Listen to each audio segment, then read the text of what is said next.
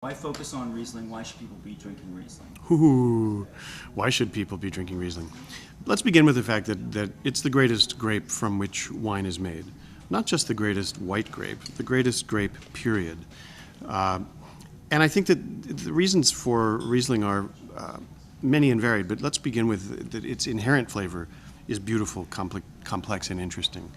And because its inherent flavor is beautiful, complex, and interesting, it doesn't need to be diddled or manipulated. So Riesling as a grape variety is the variety that most resists manipulations in the cellar because its inherent flavor that comes out of the ground is already interesting enough.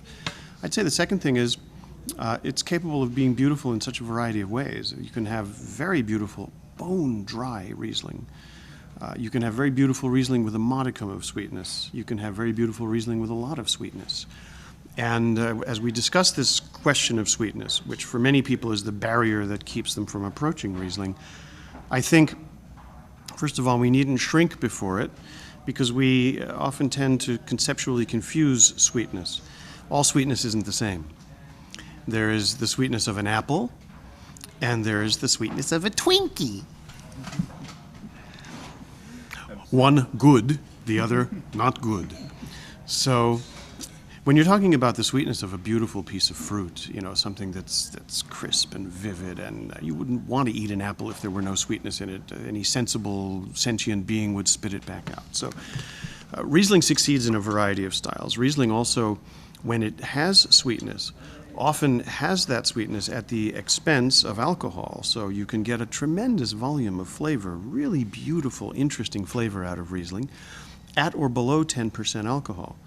And this is good for your food because high alcohol has an anesthetizing effect on the palate, and it's good for your body.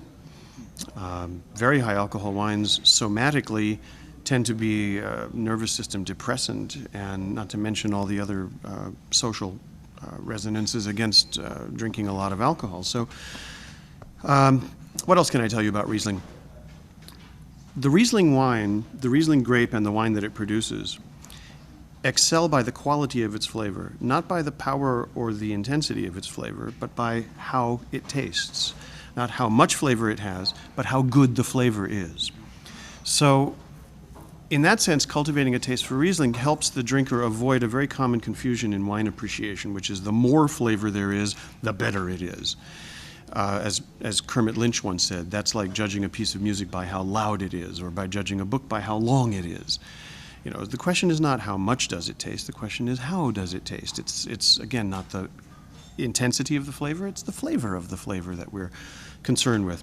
And because Riesling can deliver a tremendous amount of flavor without a tremendous amount of volume, I think in that sense, it, if you will, trains the taster to appreciate the flavor for what it is, not for how much it is. And that's good. It helps us to appreciate issues of balance, complexity, harmony, delicacy, finesse, all the things that really make wine worth cherishing, as opposed to just a big glomming whomp of flavor that shoves you down onto the sofa and just says, okay, you just sit there, big boy, and I'll strut my stuff. Also, Riesling transmits terroir probably better than any grape in the world. Yeah, absolutely. And of course, you know, here nobody really knows why.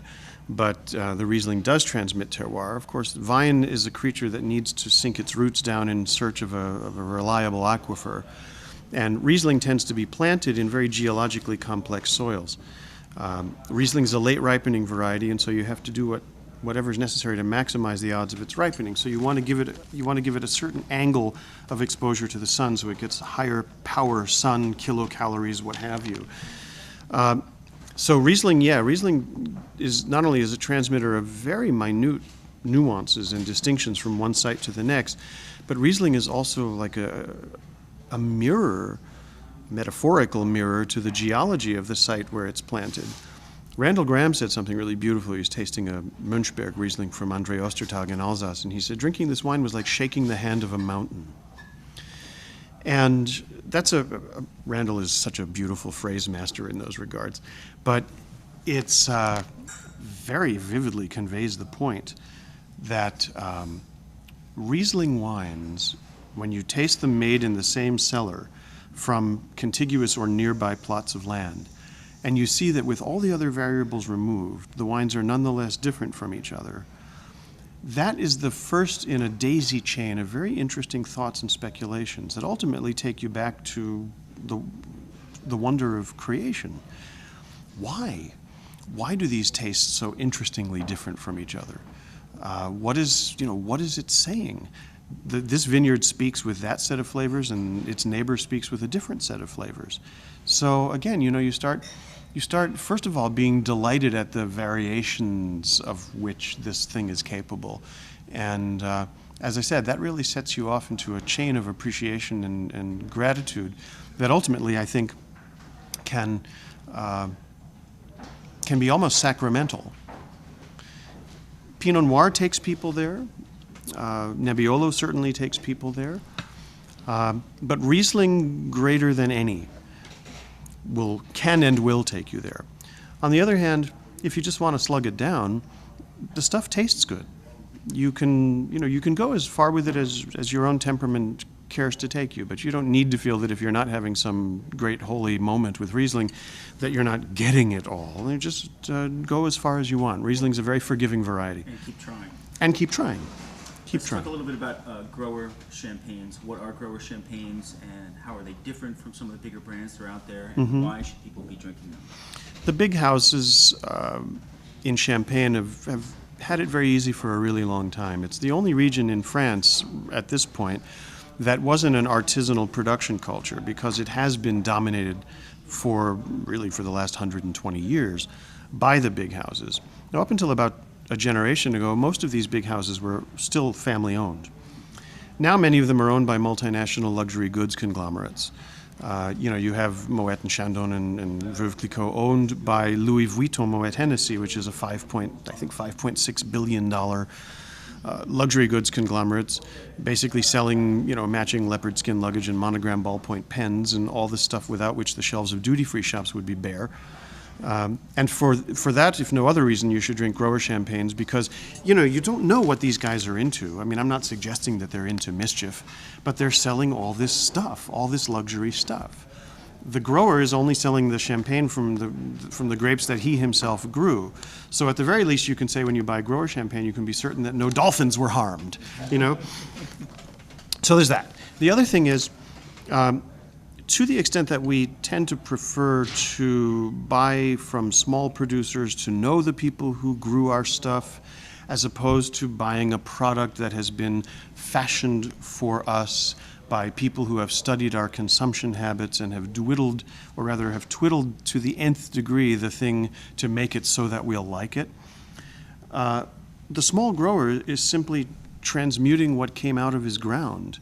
And yes, of course he wants you to like it, but the thing is what it is. It isn't what it's been crafted to be to appeal to you as a consumer. So when you drink those types of products, you sacrifice a certain amount of your humanity. You are a consumer who is responding in a Pavlovian way to a set of signals that people who have studied your responses have focused to engender that response. When, on the other hand, you drink a wine that was made by a family, a guy just like you can go to him and you can check his vines out and you can sit in his parlor and you can get to know him and you can pat his dog on the head. You're a total human being doing that. You're not just a consumer. You're not just a unit responding the way you have been programmed to. So there's that. The next thing is industrial production protocols will make very reliable bags of Doritos, and it's a very reassuring thing that every bag of Doritos tastes like every other bag of Doritos. That's not a bad thing. It's not morally bad or ethically bad, but it's not the experience that we go to when we drink champagne, or should, in my opinion. We must remember that these big brands are produced in factories with large industrial production protocols. That sacrifices a certain amount of individuality and distinctiveness in order to have this homogeneous thing that will always taste the same. I don't like that about wine. And most people who graduate to a certain extent into wine don't like it about wine. Why then do they tolerate it about champagne? Well, again, because we've been sold this bill of goods about champagne. There are people who don't actually realize that champagne is sparkling wine. They think it's some concocted beverage that may not even have to do with wine. So when you drink producer champagne, you're drinking distinctive artisanal champagne, just like you're drinking from wine everywhere else in the world. But now you're getting to drink the wine that is the voice of a particular piece of land, as rendered by an individual and his family who have a close, intimate relationship to their vineyards.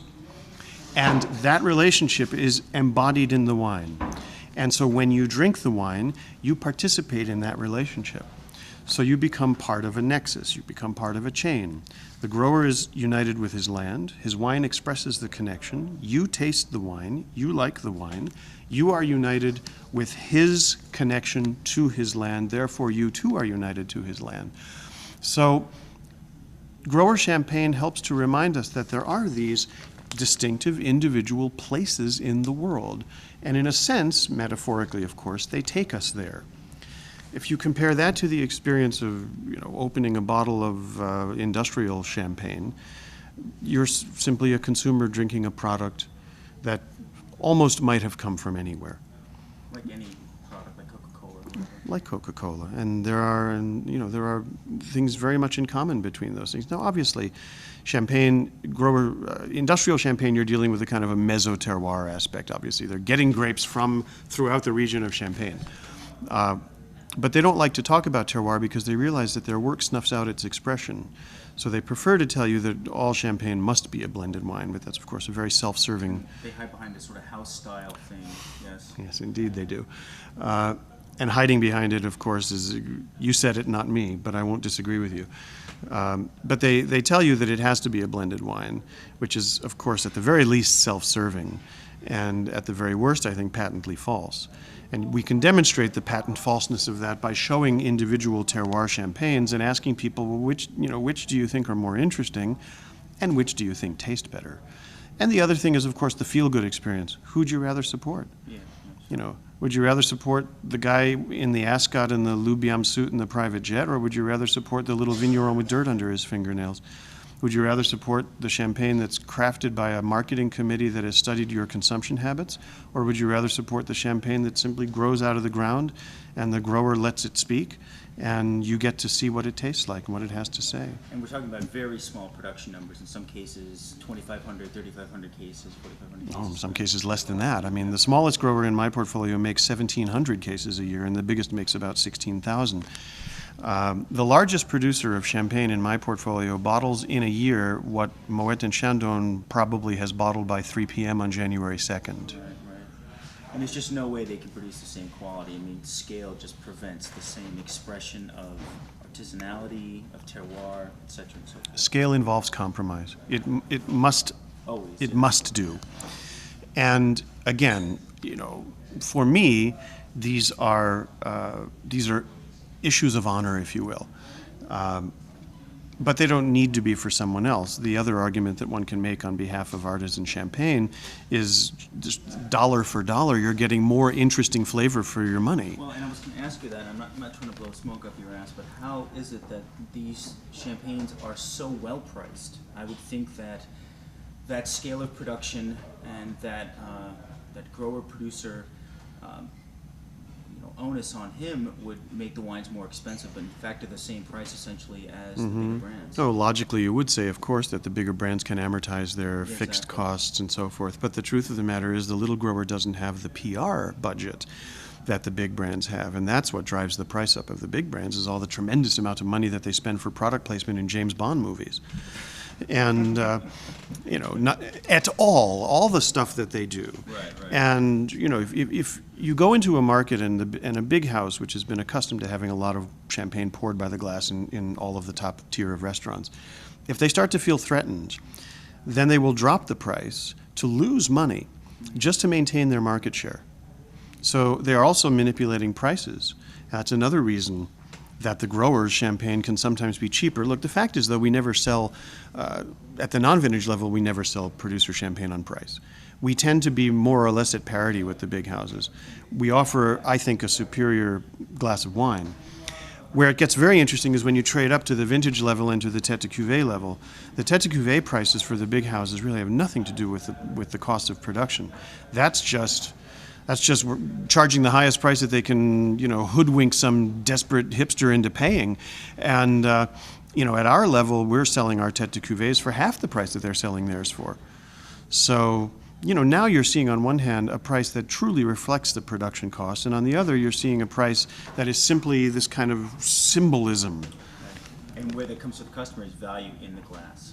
Flavor in the glass. Flavor in the glass, absolutely. And it's not a marketing committee saying, although we could sell this wine for $75, that customer doesn't want to pay only $75 for it. He'd rather pay $125 for it because he's got the money and it's burning a hole in his pocket.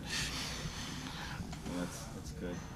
Anything else you want to touch on? You've really Covered quite a bit of kind of ground. covered quite a bit of Can we ground. do this again in the future? Absolutely. Can we have this conversation, say, another 6 months or a year from now? Sure. Or work up some more questions? Okay. I'll have a better hair Some day more that wine. day. Well, don't worry about the hair. Just bring more wine. I'll be happy to bring more wine. Thank you, actually, for your questions. Your questions were very stimulating, and they got me off into all of my little rambling tangents. But And I just want to take this opportunity to thank Doug Rankin for making this possible. So not necessary. Doug, by the way, who is one of the best drivers with whom I have ever ridden. Did you ride in the back or did you ride up front with him? I did ride in the front, and for the most part, I was able to keep my eyes open. Yeah, that's good. Well, thanks again, John. And I'm sure that you'll be able to get that puddle off the seat, with the eventually, right?